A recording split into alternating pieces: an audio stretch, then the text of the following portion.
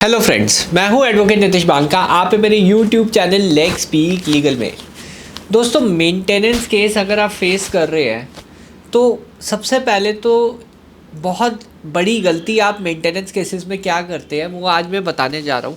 कुछ 6-7 गलतियां हैं जो मेंटेनेंस केसेस में आप करते हैं, जिसकी वजह से क्या होता है कि आपके ऊपर जो मेंटेनेंस है वो बहुत हाई बन जाती है। जब मेंटेनेंस आपकी हाई बन गई तो तब क्या होगा? तब ये होगा कि वाइफ़ के पास बेटर नेगोशिएटिंग पावर होगी। मतलब वाइफ़ चाहे तो केस सेटल करेगी, चाहे तो केस लड़ेगी, चाहे तो जो है केस चलने देगी। तो यहाँ पे इम्पॉर्टेंट चीज़ ये है कि मेंटेनेंस को ज़ीरो या कम से कम रखना बहुत ज़्यादा ज़रूरी होता है। पर कुछ गलतियाँ आप कर देते हैं जिसकी वजह से जो है मेंटेनेंस आपकी बहुत ज़्यादा बढ़ भी जाती है। अब ये क्या गलती है और कैसे इन गलतियों को अवॉइड करें, वो इस पे मेरा पूरा वीडियो है। तो पूरी पूरी वीडियो देखिएगा। मैं 6-7 तरीके कुछ ऐसे बताऊंगा जो आपकी मेंटेनेंस केस में बहुत ज़्यादा हेल्प कर देंगे। दोस्तों, अभी अभी मैंने एक मैट्रिमोनियल कंपेंडियम लॉन्च किया है। इसकी मैंने अभी कुछ कॉपीज़ अपने व्हाट्सएप ग्रुप में भी शेयर की है। मेरे पास अभी 4 कॉपीज़ हैं पेंडिंग, जो मैं इस वीडियो के व्यूअर्स को दे रहा हूँ। ये खास जो है गिफ्ट आपके लिए है। आप जाइए डिस्क्रिप्शन बॉक्स में और ये मैट्रिमोनियल कंपेंडियम डाउनलोड कीजिए। लेटेस्ट 2026 की लेटेस्ट जजमेंट है, अपडेटेड कानून है। आगे रहिए अपने आगे रहिए अपने केसेस में, ये मेरा ऑब्जेक्टिव है।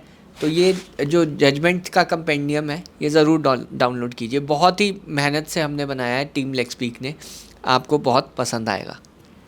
तो पहले तो हम ना एक माइंडसेट से शुरू करते हैं।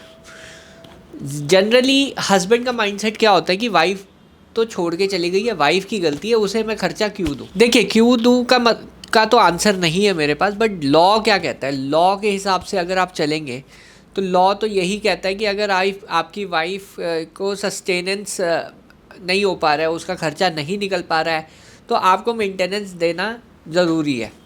चाहे आपकी गलती हो या ना हो, उससे फ़र्क नहीं पड़ेगा। चाहे आप उसकी गलती हो या ना हो, उससे भी फ़र्क नहीं पड़ेगा। गलती से फ़र्क ही नहीं पड़ेगा। तो अगर आप सोचते हैं कि वाइफ़ की गलती है और मैं क्यों दूँ मेंटेनेंस, कोर्ट क्यों सिर्फ मेंटेनेंस अवॉर्ड करेगा, ये पहले थिंकिंग से बाहर निकलिए। ऐसी थिंकिंग नहीं होती है। कोर्ट्स कैसे चलते हैं उस पे चलेंगे हम। तो सबसे पहले तो आपको माइंडसेट अपना बदलने की ज़रूरत है। और आप ये सोचते हैं कि आपके वकील साहब सब हैंडल कर लेंगे, ऐसा भी नहीं होता। वकील साहब अपनी प्रोफेशनल सर्विसेज दे रहे हैं। फैक्ट्स और एविडेंस के जो आप दोगे उसी बेसिस पे जो है आउटकम आएगा। कोई वकील साहब आपको जो है ये भी बोल देते हैं कि ठीक है, देखी जाएगी, हम कर देंगे सब कुछ। हम कर देंगे सब कुछ से काम नहीं बनेगा आपका। स्ट्रैटेजी क्या है आपके केस में, क्या आपके केस में इनपुट्स लग रहा है, एफर्ट्स क्या लग रहे हैं, वो इम्पॉर्टेंट है। हम सब देख लेंगे से नहीं आपका कुछ होने वाला है। तो ये जो है एक तरीके से जो है ना कि मेंटेनेंस केसेस को लाइटली लेना, वो आप एक तो बंद कर दीजिए। तो ये तो माइंडसेट की बात होगी। तो आपको सबसे पहली गलती क्या होती है कि आपका माइंडसेट ही गलत है मेंटेनेंस लॉ को लेके, मेंटेनेंस को लेके।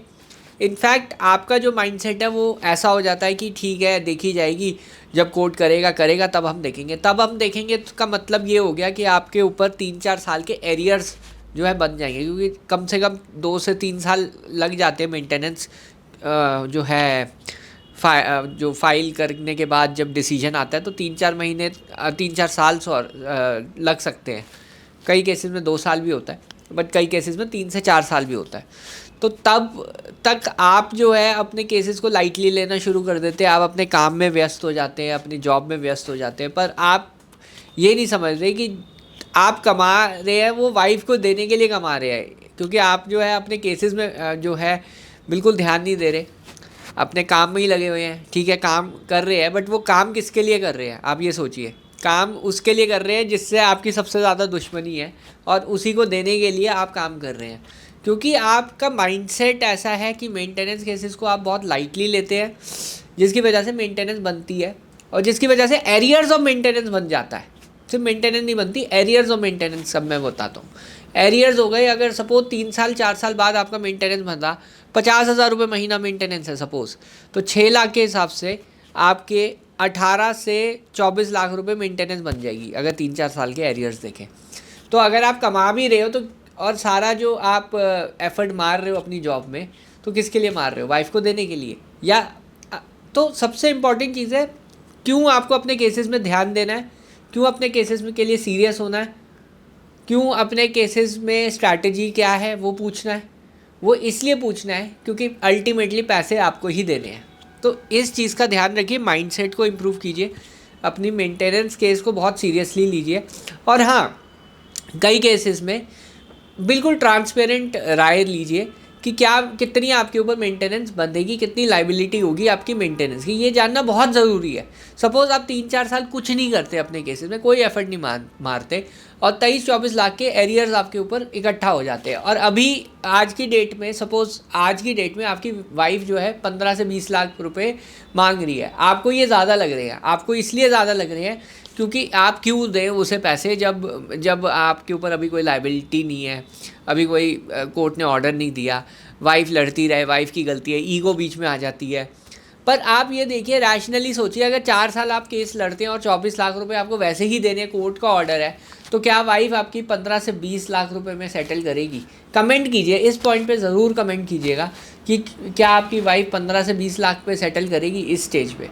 तो फिर आपकी सेटलमेंट स्ट्रैटेजी होनी चाहिए या नहीं होनी चाहिए, कमेंट कीजिए कि आपको सेटल कर देना चाहिए या फिर लड़ना चाहिए। ठीक है, डिसीजन देखिए आप ही का है, आप ही का डिसीजन है।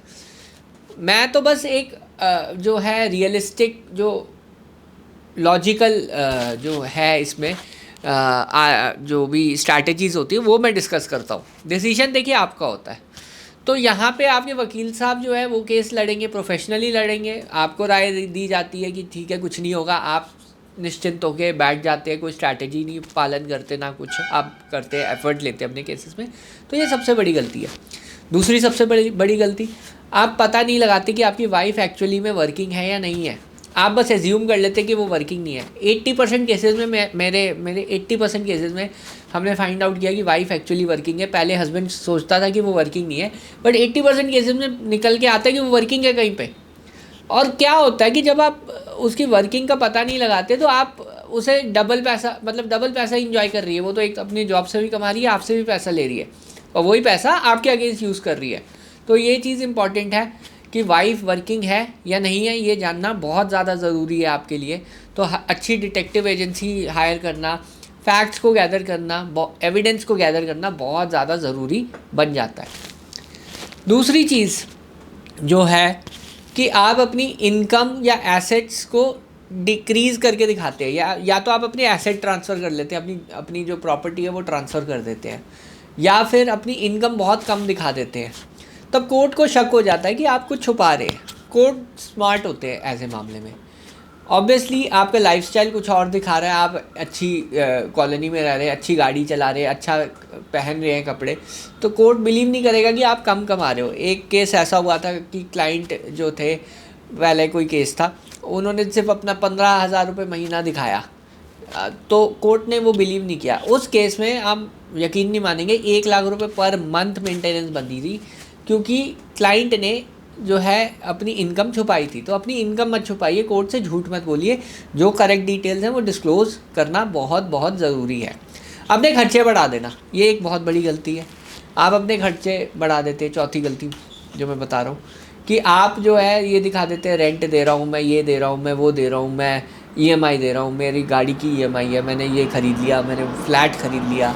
तो यहाँ पे कोर्ट ये बिलीव नहीं करेगा।